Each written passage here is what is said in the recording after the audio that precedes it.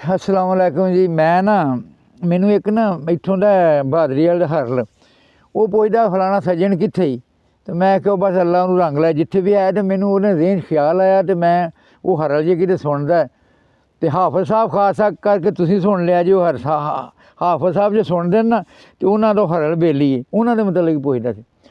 वो मैं फिर आख्या मींह च वसिया सुक्की कोई ओड़ न रही, मींह च वसिया सुक्की कोई ओड़ न रही, दिन जद बदले उन्हों कोई थोड़ न रही, चोखा चिर मैं अनवर ओदी लोड़ रहा, फिर इंज होया उन्हों मेरी लोड़ न रही, फिर इंज होया उन्हों मेरी लोड़ न रही।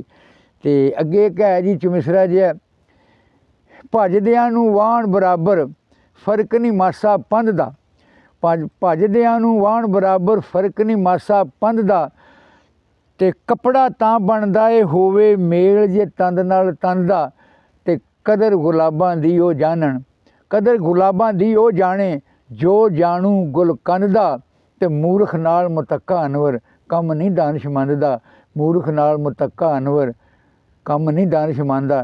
ते शौकत दा मेरे दिल दी आवाज़ सुनिया जी। ना तकड़ी विच पा के तोलो रहन दिओ अनतुल्ला, मेरे सारे दोस्तों वास्ते वारिस आ तेरी नज़र ही यार, ते फरूक दी भी है जी, ते हाफिज दी भी चलो कर लो तिन्नां दी। ना तकड़ी विच पा के तोलो रहन दिओ अनतुल्ला, ना पैसे दे नाल खरीदो सौदा ए अनमुल्ला, ते अनवर जे खरीदना चाहो बड़ा मामूली मुल्ल है, मिठा बोल ते निम्मा हासा मेरी कीमत कोले, मिठा बोल ते निम्मा हासा मेरी कीमत कोले। खुदा हाफिज।